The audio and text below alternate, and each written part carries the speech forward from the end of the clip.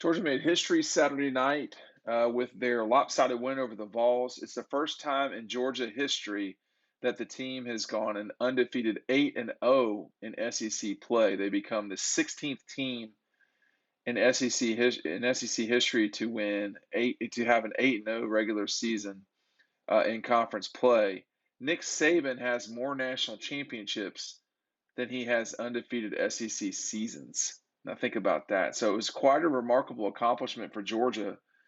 An Eastern school has not gone undefeated since 2009 when the Gators lost to another undefeated team, Alabama, in the SEC championship game. So, you know, it's not the only way to go and win a national championship, but it is a major, flashing indicator that Georgia will win the national championship is doing that. Because if you look at the teams of late that have gone on to win the national championship, 2020 Alabama undefeated in SEC play, 2019 LSU undefeated in conference play, 2010 Auburn undefeated national champions, 2009 Alabama undefeated national champions.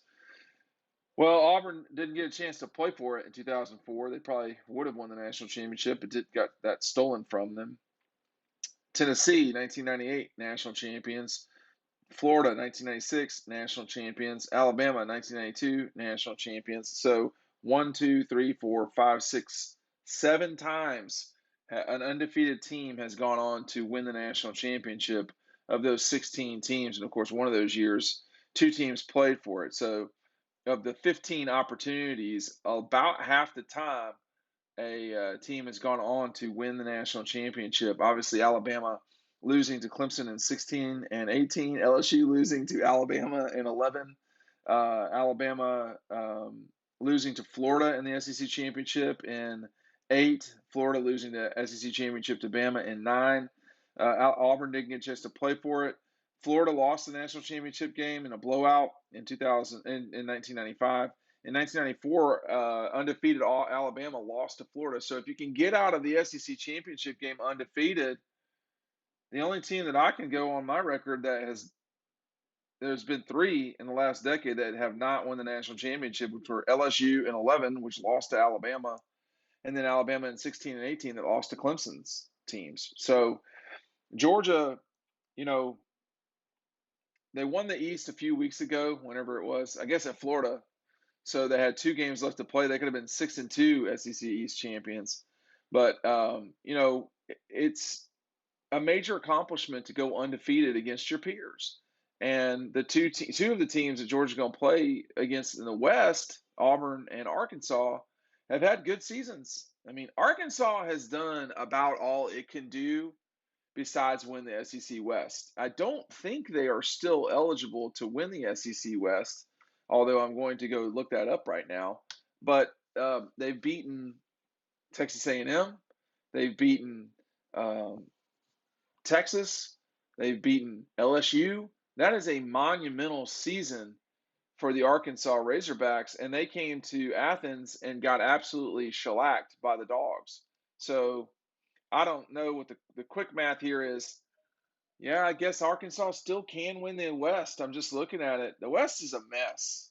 Alabama at 5-1, Arkansas is at 3-3. But if Arkansas wins its last 2 games and has wins over Mississippi State, has wins over Texas A&M and Alabama, and there could be some real deal crazy tiebreakers in the West. There's not going to be one for the Dogs, we know, because they've already punched their ticket to go to Atlanta. Kirby and company have done an amazing job of making sure there's backup, making sure that there's a backup to the backup. And I don't even mean players. I'm talking about coaches too. None of this is by accident. And I don't think you do historic things without accident. I mean, by accident. It wouldn't be historic. So the accomplishment, winning the conference, winning the East in undefeated fashion, and not only that, not even having close games.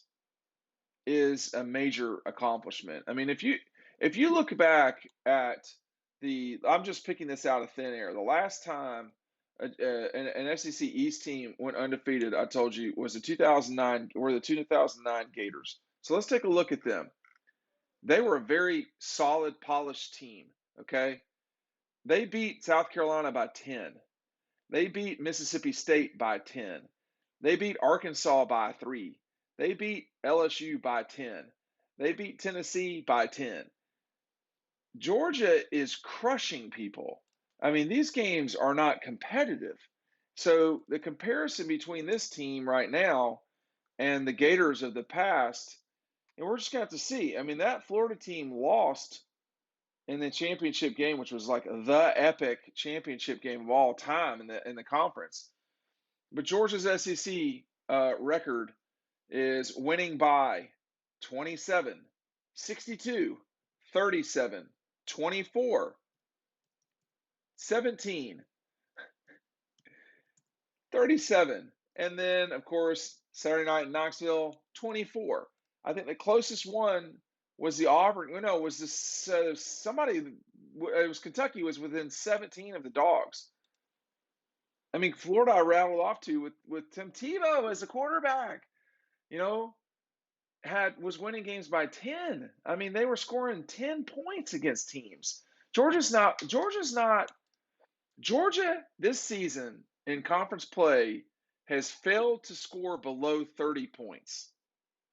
Georgia this season in conference play has failed to allow a team to score over 17. Combined touchdowns against Georgia this season are 1 against South Carolina, 1 against Auburn, 2 against Kentucky, and then 2 last night. They've given up 6 touchdowns. The Gators gave up 6 touchdowns and a half to Samford, not Stanford, Samford. That's what we're talking about here. This is a team right now that is positioned to do some real damage. There's still season left to be played. You've got the Charleston Southern game, and then you've got Tech. These are games that Georgia should be able to roll out the third string and win those games. And I'm not joking. There's not a line out for the Georgia Southern for the Charleston Southern game for the Dogs, but I don't expect it to be super competitive. I don't see how anyone could. And then the Georgia Tech game is going to be like a 4 touchdown, line. This is a Georgia team that's really rocking and socking right now. They're hard to deal with. You can't run on them. I mean, I thought Tennessee played pretty well Saturday night, and they couldn't run on Georgia. So the accomplishment, though, of being the 16th team in league history to go 8-0 in league play, it's really hard to win in the conference because everybody knows everybody.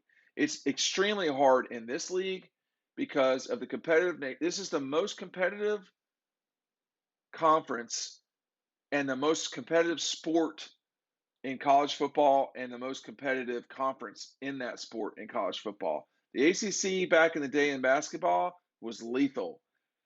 This SEC football, it's worse. I mean, just look at the carnage in the West right now. So, congratulations to Kirby and company. I think they get huge kudos for doing this with multiple quarterbacks, multiple running backs, a slew of defenders, an offensive line that has had to be juggled for various reasons. You lost a starter against Clemson, and there was a starter that couldn't play in Tennessee. That's just off the top of my head. 2 starters didn't play against Tennessee with Jamari and Warren Erickson. So these guys have had to be fluid. They've had to adjust. They've had to adapt to everybody's best shot. When did Georgia not get someone's best shot? That's another thing. Clemson's best game against Georgia. South Carolina's second best game, we'll call it, because I think they played their best against the Gators. But they gave Georgia a heck of a shot for sure. Kentucky, Arkansas. They're just teams have come to the games they've built up to play against Georgia have been hugely monumental and important games for them. Arkansas has played a hell of a season, and they came to Georgia as a top 10 team and left catching their breath for a few weeks. So, you know, I just think that this team has gotten used to playing in big moments, whether it's Charlotte, Auburn, Jacksonville, Neyland Stadium. They're gonna they're normal the limelight. They're used to it. They like it. You could tell Saturday night, it felt like Saturday night. I know it was Saturday afternoon, but you could tell that Georgia was happy to be in that environment. I mean, they only got to play 2 true road games. That's it, y'all. And they're not going to play another one. So, I mean, I know this is probably going to trigger Jeff, not Jeff Collins at Tech, but a lot of Reds coming to your facility, Jeff. Mark Rickfield has been good to the Dogs this century, and I don't expect it to be any different in a couple of weeks.